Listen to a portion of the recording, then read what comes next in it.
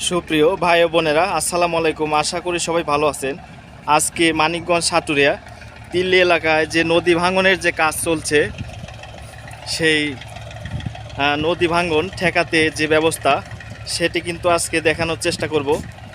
এই যে দেখুন, এগুলো কিন্তু এই যে পাথরের যে সিমেন্ট, পাথর দিয়ে যে ব্লক বানানো হয়, সেই ব্লক দিয়ে কিন্তু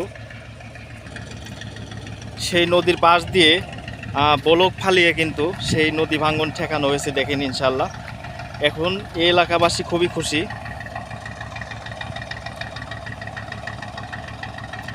এবং মানিকগঞ্জ সাটুরিয়া এটা হচ্ছে কালীগঙ্গা নদী। এই নদীটি যমুনা সেতু থেকে জয়েন্ট হয়ে কিন্তু চলে আসছে। তো এই এলাকার বাড়িঘর ভেঙে যেত, সেই ভাঙন ঠেকাতে কিন্তু এই যে সাইড দিয়ে যে ব্লক মারা হয়েছে, এই এলাকাবাসী বর্তমানে খুবই। আসসালামু আলাইকুম কাকা, কেমন আছেন? ভালো আছেন না? এই যে আপনাদের যে এই যে বাড়িঘর যে ভাঙতো, এখন তো আর ভাঙবে না, তাতে কি খুশি অনেকটা নাকি? খুশি মানে একবারে যার মাধ্যমে এই কাজটি হয়েছে তার প্রতি অবশ্যই দোয়া করবেন। অবশ্য শেখ হাসিনা। আচ্ছা, ঠিক আছে, ভালো থাকবে না? তো দেখুন, এই এলাকায় কিন্তু প্রায় বছরই একটা বাড়ি ভেঙে গেলে সেই বাড়িটি কিন্তু বানাতে এবং গড়তে অনেক অর্থ ব্যয় এবং অনেক কষ্ট হয়। তো যাই হোক, এলাকাবাসী এখন খুবই খুশি, এসব বাড়িঘর আর ভাঙবে না কিন্তু।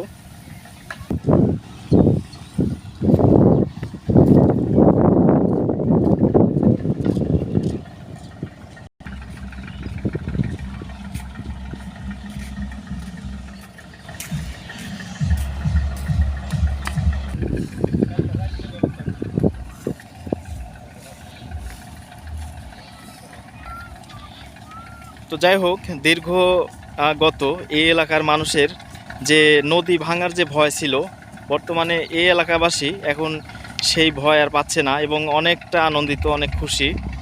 মানিকগঞ্জ সাটুরে এই তিল্লি এলাকায় যে কালীগঙ্গা নদী যে বাড়িঘর ভাঙতো, এবং এটা অনেক কষ্ট।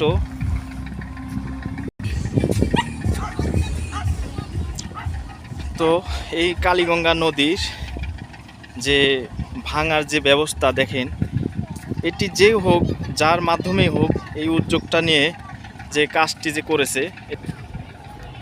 তো দেখেন, এসব বাড়িঘর কিন্তু এই বাঁধ যদি না দিত, এই ব্লক যদি না বসানো হতো, তাহলে কিন্তু এইসব যে বাড়িঘর দেখছেন, এসব বাড়িঘর কিন্তু একেবারে ভেঙে যেত।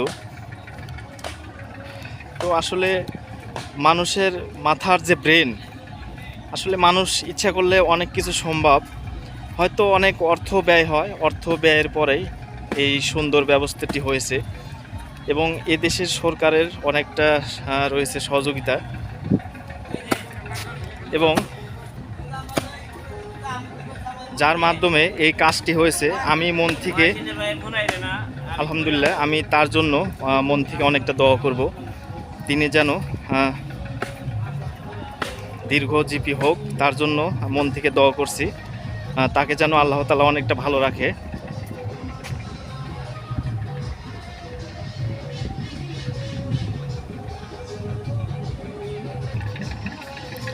তো আমি মানিকগঞ্জ সাটুরিয়া তিল্লি এলাকায় কালীগঙ্গা নদী ভাঙা ঠেকাতে যে ব্যবস্থা, সেটি দেখানোর চেষ্টা করলাম কিছুটা। সবাই ভালো থাকবেন। আল্লাহ হাফেজ।